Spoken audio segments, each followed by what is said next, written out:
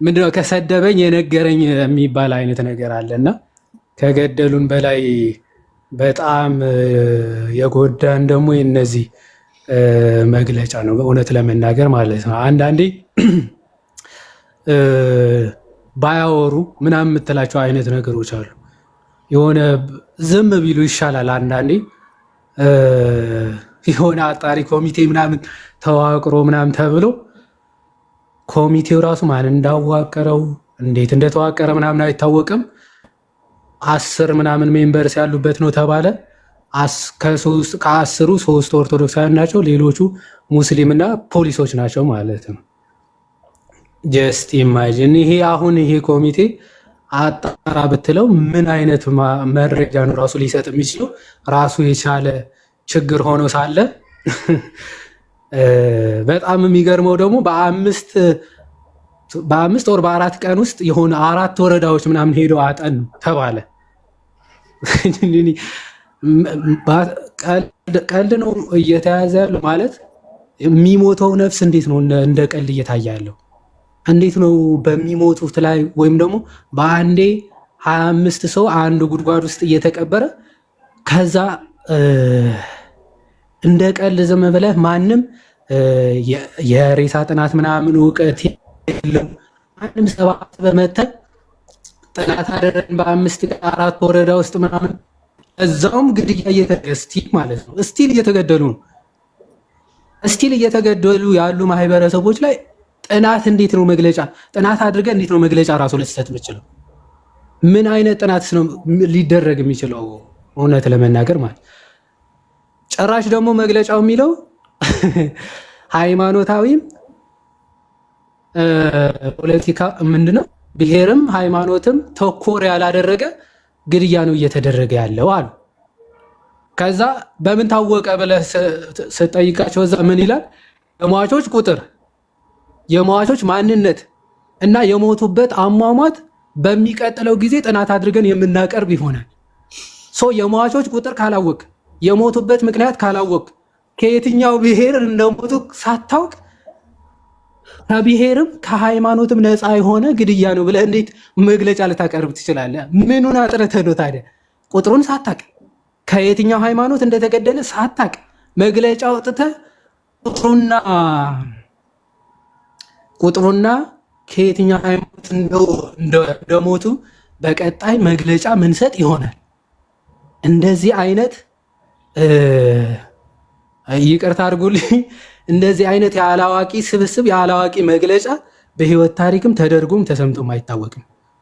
ኦኬ፣ ከሚገድሉት በላይ ሰውን ልቡን የሚያደሙ ለሰው የማይራሩ ጨካኞች ማለት እነዚህ ናቸው። በሟች ቤተሰቦች ላይ የሚቀልዱ ማለት ነው። በሞቱት ቤተሰቦች ላይ ቀልድ የሚቀልዱ በጣም ነውር ነው እውነት ለመናገር ማለት ነው። እንደዚህ አይነት መግለጫ ጭራሽ አይሰጥም። ሳታጠና ማስረጃ ሳትይዝ መግለጫ አይሰጥም። ሲጀመር ሃይማኖታዊ ይዘት የለውም ለማለት ራሱ ምን ያክል ኦርቶዶክሳውያን ተገደሉ የሚል ማስረጃ ልታቀርብ ይገባሃል እኮ። ሃይማኖታዊ ይዘት የለውም ለማለት ማለት ነገሩን ወደ ፖለቲካ ለማዞር ይህ በጣም ሼም ነው። ኦኬ፣ ፖለቲካዊ ይዘት ያለው እንዳይመስል በሃይማኖት ተቋማት በኩል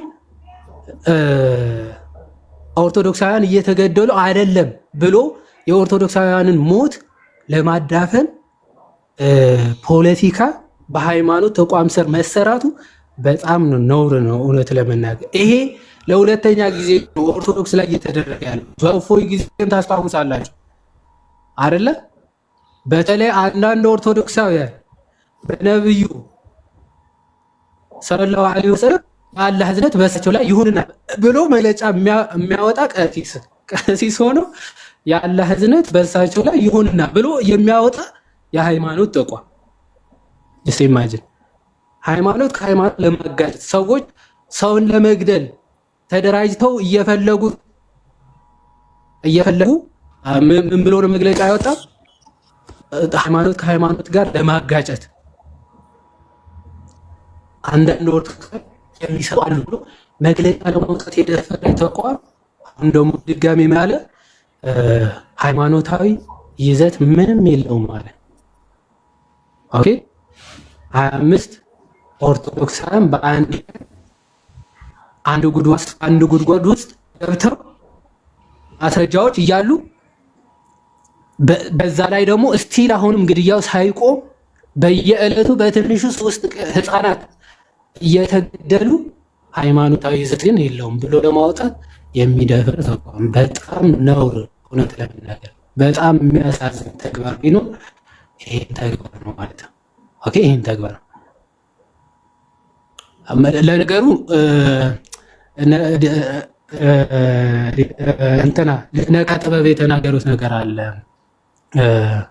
አንዳንዴ ቤተክርስቲያን መፈራት ለዓለም የምታስፈራ ቤተክርስቲያን በገዛ ሀገሯ በሰራችው ሀገር መፍራት ይቅርና መኖር ያልቻለችበት ምክንያት ኦኬ የአባቶች ጽኑ ለእምነታቸው መቆም ስለሌለ ነው ማለት። ማንም እየተነሳ ቤተክርስቲያኒቱ እንደፈለገ መግለጫ ይሰጥባታል ማለት ነው። አባቶች ዝም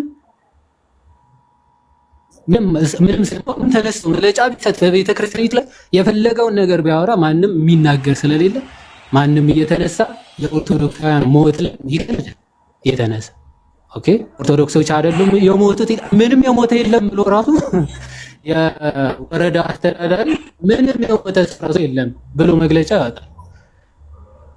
ይሄን ሁሉ ለምንድነው ዝምታ? አባቶች ዝምታ።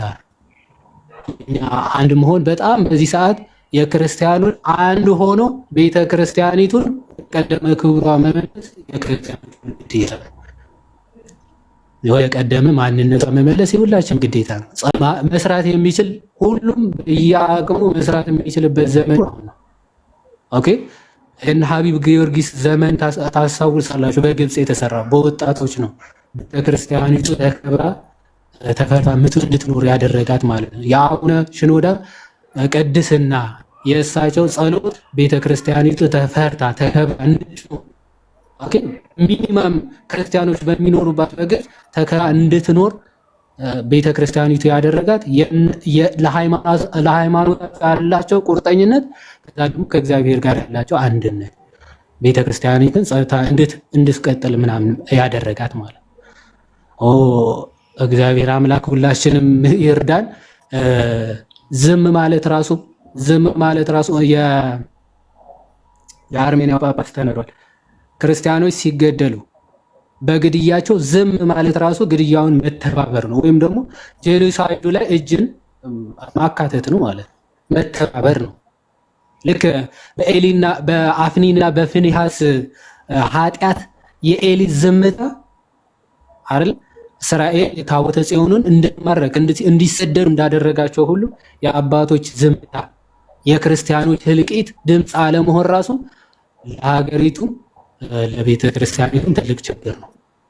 የእነሱ ዝም ማለት ክርስቲያኖች ሳያልቁ ዝም ማለት ቤተ ክርስቲያኒቱም ሀገሪቱም ችግር መፍጠር።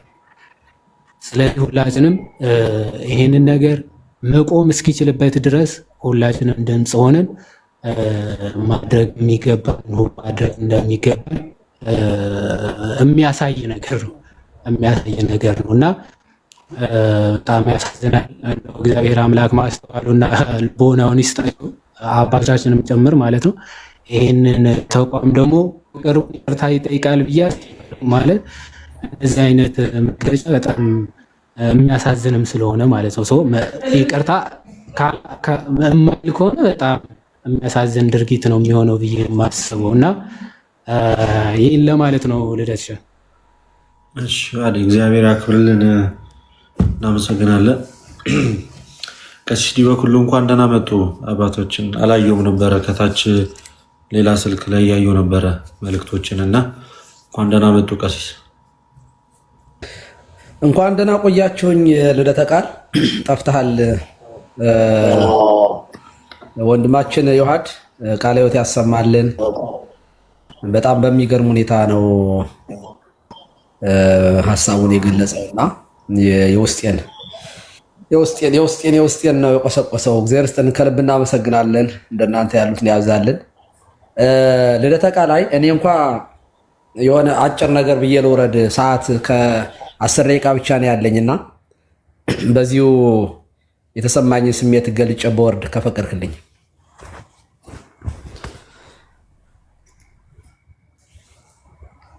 ልቀጥል? ይቻላል አባታችን፣ ይቀጥሉ ሀሳቦት። ወደ መጨረሻ አካባቢ ዮሐር ላይ ይቆራረጥ ነበረ። ከሱ ከሆነ አላቅም፣ ግን ኮፒ ሊንክ ሼር አድርጉ። እናንተ ከታች ያላችሁ ነዳጅ መሙላቱን አትተውት። የሚቆራረጠው እንደዚያ ነው። ከልብ እናመሰግናለን። ለተቃል በተደጋጋሚ የሰራቸው ቪዲዮዎች ከኛ በላይ እዚህ በውጭ ካለነው በላይ በአካል ድህ አንተ ተጎጆችን የጠየቅበት ሁኔታ ስላለ በጣም ትልቅ አክብሮት አለኝ። እግዚአብሔር ይባርክህ። ብድሩ በደስታ ወደ ቤት ይግባ።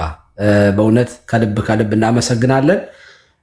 ከደቂቃዎች በፊት ከህብር ሪዲዮ ጋር ቃለ መጠይቅ አድርጎልኝ ሀሳቤን ስገልጥ ነበረ። ወንድማችን ሀብታሙ የህብር ሪዲዮ አዘጋጅ ባለፈውም ከ3 ቀን በፊት የሰጠናቸው ያስተላልፍነው መልእክት አለ። ሁላችሁም ገብታችሁ ያንን ተመልከቱ። ሀሳቤን በሰፊው እዚያ ላይ አጋርቻለሁኝ። የሆነ ሆኖ ይሄ የሃይማኖት ተቋም የተባለው ሲጀመር የሃይማኖት ተቋም የኦርቶዶክስና የእስልምና ብቻ አይደለም። ያየናቸው እዚያ ላይ ሙስሊምና ኦርቶዶክሳውያን የሚባሉ በስም ኦርቶዶክሳዊ የሆኑ ሰዎች ነገር ግን የአምልኮ መልክ ያላቸው ኃይሉን የካዱ ሰዎች እናያየ ነው። እኔ ታጋይ ቅድም ዮሐድ ሲናገር ነበረ። የአላህ እዝነቱ ይደርባችሁ ብሎ የሚባርክ አንድ ቀንም ሲቀድስ ያላየ ነው ካህን በየትኛው አብነት ትምህርት ቤት እንዳለፈ በየትኛው ቴዎሎጂ እግዚአብሔር ይወቀው ብቻ እና የቤተ መንግስቱ ቀዳሽ እንደሆነ ነው እኛ የምናውቀው። እግዚአብሔር ግን ቀን ያመጣል። መቼም አንድ ቀን እግዚአብሔር ይፈርዳል። ክርስቲያን ደሙ ይጮሃል። የአቤል ደም ይጮህ የለ፣ የዘካርያስ ደም ይጮህ የለ፣ በዚያ በራዕየ ዮሐንስ ያሉ ህፃናቱ የታረዱት ሁሉ ይጮህ የለ፣ ድምፃቸው ይሰማ የለ። የክርስቲያን ደም የማን ነው? ቆጵሪያኖስ ነው ማን ነበር? ወይንስ ማን ነበረ? የክርስቲያን ደም የክርስትና ዘር ነው ያለው። አዎ የክርስቲያኖች ደም የዘመነ ሰማዕታት ደም ነው ዛሬ ይሄን ሁሉ ክርስትና የወለደው እንጂ የክርስቲያን ደም መንምኖ ጠፍቶ ደማዊ ነፍስ የለንም። እኛ ህያዊት ነፍስ ነው ያለችን። ስንሞት የበለጠ እንሰማለን፣ እንደመጣለን። አጥርተን የምናይበት ክርስቲያኖች ዛሬ አርሲ ውስጥ የተገደሉ ክርስቲያኖች አጥርተው የሚያዩበት ዓለም ውስጥ ነው ያሉት እውነት ለመናገር እና ግን እኛ አሁን እያለቀስን ያለነው በህይወት ላለን ለኛ ለሞትን ነው። ነገ በየቤታችን ትናንትና እንትና ማን ነው ወንድማችን እፎይ ላይቭ ላይ ነው ያቋርጬ ወደ ጠቅላይ ቤተ ክህነት የደወልኩኝ እኔ ከተከበው በነበረበት ጊዜ ከተከበቡበት ሊያወጡ የሄዱ ሰዎች መኪናቸው በተቀጥቅጦ ተደብድቦ መስተዋት ተሰብሮ እንደገና እንዴት ባለ ህይወቱ እንዳተረፈ እኛ እናውቃለን። እና ይቺ ሀገር የት ሀገር ናት? ሳውዲ አረቢያ አይደለም፣ ኢራን አይደለም፣ ኢራቅም አይደለም፣ ቱርክም አይደለም፣ ኢትዮጵያ። ስታርዷቸው እንደው ጨካኞች አትሁኑ፣ በደንብ ሳሉትና ርድ አድርጓቸው የሚል በአማርኛ የሚያወራ ኡስታዝ ድምፁን ሰማን እኮ። በጣም ነው እንዴ ደግ የሆናችሁት! አቤት ርኅራኄ! አቤት ርኅራኄ! ስታርዱን እንደው እንዳናጣጥር ቶሎ ብላችሁ አንገታችሁን ቅሉን እና ከዛ ደግሞ ጀነት ትወፈቃለህ የሚል የረከሰ ትምህርት፣ የረከሰ እውነት መናገር ባሪያ እግዚአብሔር የተፈጠረን ሰው አርዶ ገነት ይገባል ብሎ የሚያስተምር በዓለም ላይ የፓጋን ትምህርት ይሻላል። ይሄ እኮ እውነት ለመናገር ተከታይ ማግኘቱ አይገርምም? አይገርምም? ግን ሰውን ገለህ ትጸድቃለህ የሚል ሃይማኖት ተከታይ ማግኘቱ አይገርማችሁም? ይሄ ሰው ሲያብድ ሲታመም የመጨረሻ ሲካርዝ የሚደርስበት ሌብል የሚያሳይ ነው። ባይዞ ይሄ እኔ ቄሱ አንድን ሙስሊም ገለህ ገነት ትገባለህ ብዬ ሳስተምር ክርስቲያን ለመሆን እየተሯሯጠ የሚመጣ ሰው ካለ እንደ ማህበረሰብ የታመመ መሆን አለበት፣ አይምሮውን የሳተ መሆን አለበት። እውነት በለበት። የኛ ጌታ ግን የሚወደኝ ይከተለኝ ይላል። ሰው የፈለገውን እምነት የመከተል መብት አለው። በነገራችን ላይ ይሄ እግዚአብሔራዊ የሰጠው መብት ነው እና በአደባባይ በአማርኛ በሚገባን ቋንቋ ነገረን እኮ። ስታርዱ ክርስቲያኖችን ስታርዷቸው እየጨቀጨቃችሁ ሰውነታቸውን እየተለከላችሁ ሳይሆን በደንብ የተሳለ ሰይፍ ይዛቸው ርድ አድርጓቸው። ይሄ ነው የእስልምና ደግነት። በጣም በጣም በጣም ደጎች ስለሆኑ የሚያረጉት አያችሁ። በየቤታቸው ስለስለው እንደ ዝንጀሮ ግልገል ዱካችንን የሚለኩ እንዳሉ ጎንደር ውስጥ ጎጃም ውስጥ የምትገኙ ኦርቶዶክሳውያን፣ አክሱም ውስጥ አድዋ ውስጥ ያላቸው ኦርቶዶክሳውያን ይሄ የማይሰማችሁ ከሆነ የቀን ጉዳይ ነው። ጠብቁ፣ የቀን ጉዳይ ነው። አንድ በእምነት ያገባኛል በሚል የብዕር ስም የተጻፈ የማንቂያ ደወል የሚል ፕሮቴስታንት ላይ ያጠናው አፍሪካን የማስለም ኢትዮጵያ ላይ ደግሞ በጣም እንዴት እንደሚሰሩ ተጠንቷል ወዳጆች። ደግሞ የሚስፋፉት በመግደል ነው። እና ይሄንን ሽፋን ለመስጠት ገዳይና አስገዳይ ያወጡት መግለጫ ነው። ግድ የለም እንዴ የተገደሉ ሰዎች እኮ ነገሩን እኮ ሸኔ አይደለም የገደለን አካባቢ ላይ ያለ ታጣቂ አይደለም ብለው የተገዳይ 5 ቤተሰቦቿን የቀበረች ልጅ እኮ መጣ እኮ ሳምንት ዕለት እኮ ዛማኑኤል ቤት እኮ ነገረችን እኮ። እኛ ገዳዮቻችን እናውቃለን፣ አስገዳይ ማን እንደሆነ እናውቃለን። እንደ ማህበረሰብ ግን መጮህ አለብን፣ ማልቀስ አለብን። ለወንድሞቻችን ድምፅ ይኸው ጠቢቡ ሰሎሞን እንዳለው ነው። የድሃውን ጩኸት እንዳይሰማ ጆሮውን የሚደፍን ሰው ያ ሰው ራሱ ይጮሃል አይሰማለትም። ከደቂቃዎቹ በፊት ፌስቡክ ላይ ጽፌያለሁኝ። እኔ በግሌ የምጮኸው የሟቾች ሐዘን በግፍ መሞት ስላሳዘነኝ ስላስለቀሰኝ ብቻ አይደለም። አዎ እንደ ሰው ይሄንን የማያሳዝነው ሰው ጤነኛ የሆነ ሰው ሁሉ ያዝናል። ሰው የሆነ ሁሉ ጤነኛ ሰው የሆነ ሁሉ ያዝናል፣ ያሳዝናል። ግን እኔ ለዚህ ብቻ ግን ብዬ አይደለም የምጮኸው። አይደለም የምጮኸው እኔ በግሌ በክርስቶስ የፍርድ ወንበር ስር እንዳልወድቅም ጭምር ነው። ለእኔ ለካታ እነዚህ ከነታናናሹ ለአንዱ አላደረጋችሁት ለእኔ አለማድረጋችሁ ነው የሚለው ቃል እንዳይደርስብኝ ነው። የድሃውን ጩኸት እንዳልሰማ ጆሮዬ እንደፍኜ እኔ በምጮህበት በተራዬ ጮኻለሁ። ነገ አልሰማህም የሚል አምላክ ስላለው ያን ጊዜ ይጮሃሉ አልሰማቸውም የሚል ቃል አለ። ቅዱስ ባስልዮስ እንደተናገረው ግፍን የሚፈጽሙ ወንጀልን የሚፈጽሙ ሰዎች ብቻ አይደሉም ወንጀለኛ። ወንጀል ሲፈጸም ዝም የሚሉ፣ ግፍ ሲፈጸም ዝም የሚሉም እነሱ ራሳቸው ትልቅ ኃጢአተኞችና ወንጀለኞች ናቸው ይላል። እና እባካችሁ ለክርስቲያኖች ብቻ አይደለም ባይዘው እኛ ኦርቶዶክሳውያን ማንኛውም እስላምም ይሁን ጴንጤም ይሁን በማንነቱ በሃይማኖቱ ምክንያት ሊገደል አይገባውም። ሰው በመሆኑ ልንጮህለት ይገባል። ፍትህን ማለት በነገራችን ላይ ለክርስቲያን ብቻ መፍረድ አይደለም። ፍትህማ እንደ እግዚአብሔር ዝናሙንም ለኃጢአተኛውም ለጻድቁም እንደሚያዘን ፀሐዩንም ለሁሉም ለሚያምኑትም ለማያምኑትም እንደሚያወጣላቸው የፍጥረት መጋቢ የሆነው እግዚአብሔር ሳያዳላ ፍጥረቱን እንደሚመግብ ማድረግ ነው። እግዚአብሔርን መምሰል እንደዚህ ነው። እግዚአብሔርን መምሰል ማለት በነገራችን ላይ አንዱ ይሄንን ነው። እግዚአብሔር ሰጭ ነው። ለድሆች በመስጠት በስጦታው ከእርሱ ጋር በመለኮታዊ ኢኮኖሚ ውስጥ ተሳታፊ መሆን ነው። ክርስቲያን እግዚአብሔርን መምሰል የምንችለው እንደዚያ ነው። እግዚአብሔር እውነተኛ ዳኛ ነው። ፍትህን ለሁሉም ፍቅራችን ያለ ግብዝነት በሆነበት ፍቅር መዋደድ ነው እና ለምስኪኖቹ ጩሁላቸው፣ ፍርድን ፈልጉ፣ ፍትህን ፈልጉ፣ ለድሆች ጩሁላቸው ተብሎ ተጽፏል። እና ለድሆች የምትጮሁ ደስ ይበላችሁ፣ ለራሳችሁ ጩኋችሁ። ለራሳችሁ ነገ ብድር ለድሃ የሚሰጥ ለእግዚአብሔር ያበድራል። ለድሆች የምታደርጉት ነገር ለምስኪኖች ለራሳችሁ ብድር ነው ወዳጀ። ዮሐድ የሚናገረው ለራሱ ጭምር ነው። ልደተ ቃል የሚጮኸው ለራሱ ጭምር ነው። ሌሎች ወንድሞቻችን እነ ፋሲካው፣ እነ ዛማኑኤል፣ እነ ቴዶ ሌሎቹም የሚጮሁት ለራሳቸው ጭምር ነው ወገኖቼ። እና እንደዚህ የምትጮሁ አይምሮ ያላችሁ ሰዎች ቡሩካን ናችሁ። እግዚአብሔር ይጠብቃችሁ። እግዚአብሔር ከእናንተ ጋር ይሁን። እግዚአብሔር ዘመናችሁን ይባርክ። ከክፉ ነገር እንደዚህ ካለ ሞት በቤታችሁ እንዳይገባ እግዚአብሔር ይጠብቃችሁ። ለሞቱት ወገኖቻችን እረፍተ ነፍስን፣ ለቤተሰቦቻቸው መጽናናትን፣ ለእኛ ደግሞ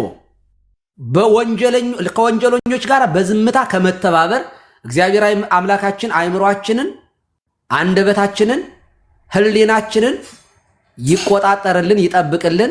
ሁልጊዜም ለምስኪኖች ድምፅ እንድንሆን እግዚአብሔር ይርዳን። ከልብ ነው የማመሰግነው። ድምፅ ሁኑ፣ ጩሁላቸው፣ ተደራጅታችሁ ወንድሞቻችንን ጠብቁ። ነግበኔ ነው በሉ። እግዚአብሔር ይስጥልኝ። አመሰግናለሁ። ልደትዬ እወጣለሁኝ፣ ሌላ ስብሰባ ስላለኝ። ወደዛ መሄድ ስላለብኝ ቃለ ሕይወት ያሰማልን። እግዚአብሔር ያክብር። ቃለ ሕይወት ያሰማልን። ቀሲስ ይፍቱን ይባርኩ። ይባርካችሁ። ያሰማልን። ይፍቱን አባታችን ተባረኩ፣ በርቱ፣ አንድ ሁኑ በዚህ ጉዳይ ላይ ማንኛውም ሰው።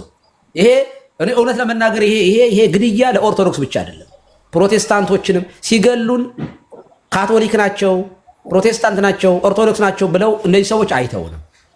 እኛ በእስልምና ውስጥ የተለያየ የእስልምና አይነት አንዱን ለመግደል ለማጥፋት የሚፈላለጉ እንዳሉ እኛ አናውቅም። እኛ የምናውቀው አንድ ሙስሊም እንዳለ ነው። እነሱም አንድ እንደሆነ ነው። በዚህ ጉዳይ ላይ ሲገሉን አይመርጡንም። እውነት ለመናገር አይመርጡም። የጊዜው ጉዳይ ነው። አሁን ትንሽ ማጆሪቲዋ ቤተክርስቲያን ኦርቶዶክስ ስለሆነች እሷን የማጥቃት ስራ ነው የሚሰሩት። ፕሮቴስታንቱ የአንድ ቀን ነው ብለው ነው የሚያምኑት። ገዳዮች እኔ ሁሉም ሙስሊም አይደለም እያወራሁ ያለሁት እንደነ ሀጂ ሙፍቲ ያሉ ጤነኛ አእምሮ ያላቸው ሙስሊሞች እየሄዱብን ነው። እንጸልያለን። እንደዚህ ያሉ ሙስሊሞች እንዲበዙ እንደነ ሀጂ ሙፍቲ ያሉት እንዲበዙ እንመኛለን። ጤነኛ አእምሮ ያላቸው ማህበረሰቡን በፍቅር የሚያዩ በነገራችን ላይ አርሲ ውስጥ አብረው ከተገደሉት ሰዎች በዚህ አጋጣሚ እንድታውቁት ሌሎችም ሙስሊሞች አሉ ተብሏል አይደል?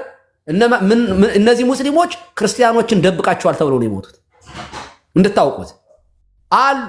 ክርስቲያኖችን ለምን ይገደላሉ ለምን ያሉ ሙስሊሞች አብረው ተገለዋል። ባይዘው እንደዚህ ያሉ ሙስሊሞች ክርስቲያኖችን በመጠበቃቸው የሞቱት ሙስሊሞች እኛ ይኮነናሉ ብለን አናምንም። ደማቸው እንደ ጥምቀት ይሆናል ብለን እናምናለን። ክርስቲያኖች ሲሞቱ በክርስቶስ የሚያምኑ ሰዎች መሞት የለባቸውም ብለው የሚሞቱ ሙስሊሞችን እኛ እውቅና እንሰጣለን። እንደዚህ ያሉ ጤነኛ ሙስሊሞችን እግዚአብሔር እንዲያበዛ ደግሞ በክርስቲያኖች ምክንያት በክርስቶስ ምክንያት የሞቱ ካሉ ተስፋ እንዳላቸው መናገር እፈልጋለሁ። እግዚአብሔር ይስጥልኝ።